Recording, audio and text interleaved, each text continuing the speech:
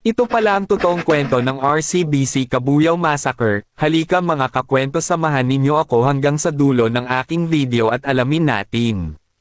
Ang RCBC Kabuyaw Massacre na naganap noong May 16, 2008 ay itinuturing na pinakamadugong pagnanakaw sa bangko sa kasaysayan ng Pilipinas. Nangyari ang insidente sa sangay ng RCBC na matatagpuan sa loob ng Laguna Industrial Science Park sa Barangay Pulo, Kabuyaw, Laguna. Ang insidente, natuklasan ng krimen makalipas ang alas 9 ng umaga nang mapansin ng mga customer na hindi pa rin nagbubukas ang bangko. Nang makapasok ang mga pulis sa loob, tumambad sa kanila ang isang eksenang maihahalin tulad sa gangland-style execution o malasindikatong pagpaslang. Paraan ng pagpatay, pinahiga ang mga biktima sa sahig, pinagpila, at isa-isang binaril sa ulo gamit ang tig-iisang bala bawat isa.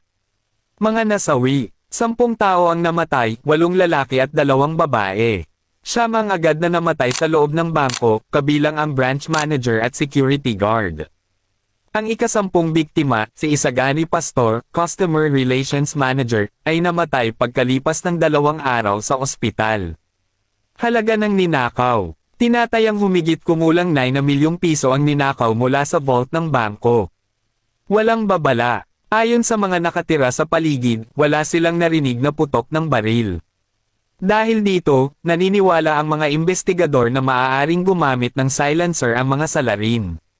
Wala ring bakas ng sapilitang pagpasok sa bangko, kaya pinaghinalaan na maaaring nasa loob na ang mga sospek bago pa magbukas ang bangko o kaya ay may kasabwat sila sa loob. Mga biktima. Kabilang sa mga nasawi ang mga empleyado ng bangko, isang gwardiya, at kinatawan ng kliyente. Roberto Panganiban Castro, Branch Manager. Bernardo Lapon Jr., Commercial Manager. Isagani Pastor, Customer Relations Manager. Ferdinand Bernard Antonio, Bank Teller. Benjamin Manalo Nicdao Jr., Bank Teller. Noel Olas Miranda, Operations Assistant. Juan Marzaleve, Janitor. Aguilando Baltazar, Security Guard. Olga Gonzalez, babaeng empleyado, Representative. Teresita Umayaw, babaeng empleyado, Representative. Investigasyon at mga sumunod na pangyayari. Ang PNP ay bumuo ng Task Force RCBC upang tugisin ang mga responsable sa krimen. Mga pinaghinalaang grupo. Sa simula, iniugnay ng mga awtoridad ang krimen sa robbery gang ni Herbert Ampa Colango. Kalaunan, itinuro ng pulisya ang grupong Lasido Javier Galaca bilang pangunahing mga sospek. Hinalang, inside job.